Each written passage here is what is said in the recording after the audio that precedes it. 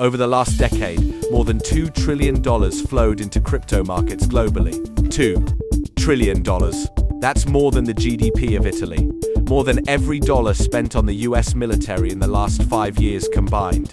And right now, depending on the week you're watching this, Bitcoin is either surging back toward all-time highs, or it just crashed 30%. And someone on Reddit is either calling it the future of money or writing about how they lost their house. Both things happen, repeatedly, like clockwork. So here's the question no one in the crypto space wants to sit with for too long. What if this was never about technology? What if it was always about something much older, much simpler, and much more ruthless? What if this is just the greatest financial con ever constructed, but so elegant, so perfectly timed, that even the people running it genuinely believe in it? Let's find out. Bitcoin was born in 2009. Anonymous creator. White paper. Brilliant framing. The pitch was clean. A currency with no central authority, no bank, no government. A peer-to-peer system where trust lives in math, not institutions. After 2008, after banks destroyed the global economy and got bailed out, that pitch hit like a lightning bolt. People were furious. They wanted an alternative. Bitcoin offered one, and technically, it works exactly as described. The blockchain is real. The cryptography is real. Transactions happen without a middleman. That part is not a lie. Here's where it gets complicated. For something to function as a currency, as actual money, it needs 3 things. It needs to be a stable store of value. It needs to be easy to exchange. And it needs to be widely accepted as payment. Bitcoin, as of today, fails 2 out of 3 consistently. It is not stable. It dropped 60% in 6 months in 2022. It doubled in 4 months in 2024. That is not a currency. That's a casino chip. And it is not widely accepted as payment. You cannot buy groceries with it in most of the world. You cannot pay your rent. You cannot settle a hospital bill. What it asterisk is asterisk. What it has almost entirely become is a speculative asset, something people buy not to use, but to sell at a higher price to someone else. That distinction matters enormously. Here's the mechanism nobody puts on a whiteboard.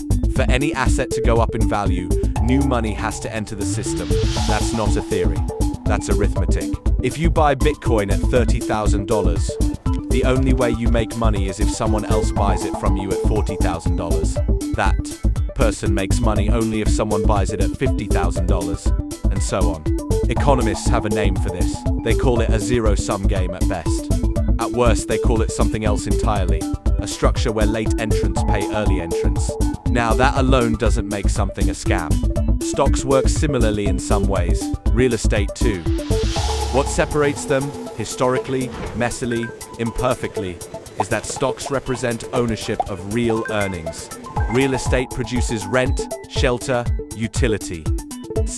There's something underneath. So what's underneath Bitcoin? The honest answer is belief. Shared, collective, self-reinforcing belief. Which, to be fair, is also what's underneath the dollar. What's underneath gold. Every currency is, at some level, a collective hallucination we all agreed to. But here's the difference. When the dollar fluctuates, the Fed can intervene. When the housing market collapses, governments can backstop banks. When gold drops, it's still used in electronics and jewelry. It has industrial demand. When belief in Bitcoin breaks, and it has broken repeatedly, there is no floor, there is no backstop. There is no underlying utility to catch the fall. There is only the next buyer. And when the next buyer doesn't show up, you already know what happens. Here's something remarkable about crypto. No other asset class in human history has had a more sophisticated, more relentless, more successful marketing operation.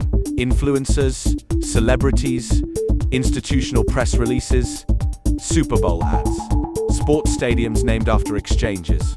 In 2021, one of the world's largest crypto exchanges paid nearly $700 million to rename the Staples Center in Los Angeles, Crypto.com Arena, in perpetuity. Think about that. What legitimate currency needs a marketing budget? The dollar doesn't run ads. Gold doesn't sponsor podcasts.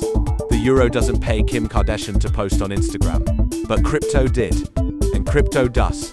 Why? Because for the price to keep going up, for the whole structure to hold, new money has to keep entering. New believers have to keep buying. The machine has to keep recruiting. The moment recruitment stops, the math reverses. And the people who understand this best are not the retail investors watching YouTube.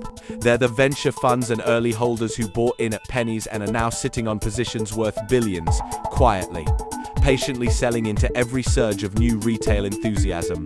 This is not a conspiracy theory, this is documented. On-chain data shows it every cycle. The whales sell. The YouTube comments fill with ordinary people saying they mortgaged their home. And then, inevitably, the price collapses. Same story. New victims. Between 2020 and 2022, total crypto market cap went from roughly $200 billion to $3 trillion. Then back to $800 billion. That's $2.2 trillion that effectively evaporated. Not disappeared into a vault somewhere. Not transferred to a safer asset. Just gone. Destroyed. Billions of dollars of real purchasing power that real people had converted into tokens. Watching it dissolve in real time. Who made money in that cycle? Exchanges. They make money on every trade, up or down. Early venture investors. They'd already exited most of their positions near the top. Miners in the right jurisdictions. They'd been paid in Bitcoin when it was cheap to produce. And a small percentage of retail traders who got lucky, got disciplined, or got out early enough. Everyone else? According to research from the National Bureau of Economic Research, the majority of retail crypto investors lose money when accounting for all fees and price impact. The majority. The house wins. In this case, the house just isn't a casino. It's a global, unregulated, 24-hour market with no circuit breakers, no deposit insurance, and no regulator with real teeth. Now here's where it gets genuinely interesting. None of this means blockchain technology is worthless. It doesn't. Smart contracts, decentralized finance, tokenized assets. These are real innovations with real applications. The technology is not the scam. The scam, if we're going to call it that, is the wrapper, the mythology. The claim that any of the thousands of tokens that followed Bitcoin represent currencies, stores of value, or revolutions. Of the roughly 23,000 cryptocurrencies that have existed, the vast majority are now worthless, dead, abandoned, rugged. In the industry's own terminology, a word that means the founders took the money and left. 23,000. The tobacco industry in its prime couldn't have engineered a higher body count. And yet, and this is what makes it so fascinating, people keep coming back. Every cycle, new coins, new stories, new promises of decentralization, of freedom, of escape from the broken system, because that's the genius of it. Crypto doesn't just sell an asset, it sells an identity. It sells rebellion. It sells the feeling of being smarter than the system, of being early, of being in on something the banks don't want you to know. That emotional architecture is almost impossible to defeat with math. You can show someone the data, show them the wash trading, show them the exit scams and the rug pulls, show them the on-chain evidence of manipulation, and they'll say you just don't understand the technology.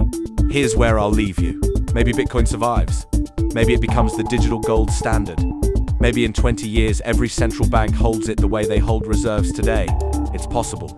I won't pretend otherwise.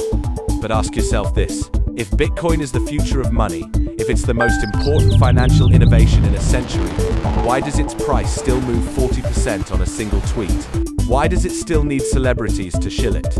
Why does every new cycle look exactly like the last one, just with bigger numbers and more sophisticated language? The technology may be revolutionary. The market built around it may be something else entirely. And the $2 trillion that flowed through it, the houses refinanced, the savings liquidated, the retirement accounts emptied into tokens named after dogs. That money didn't go nowhere. It went somewhere. The question is whether you know where, and whether you got there early enough.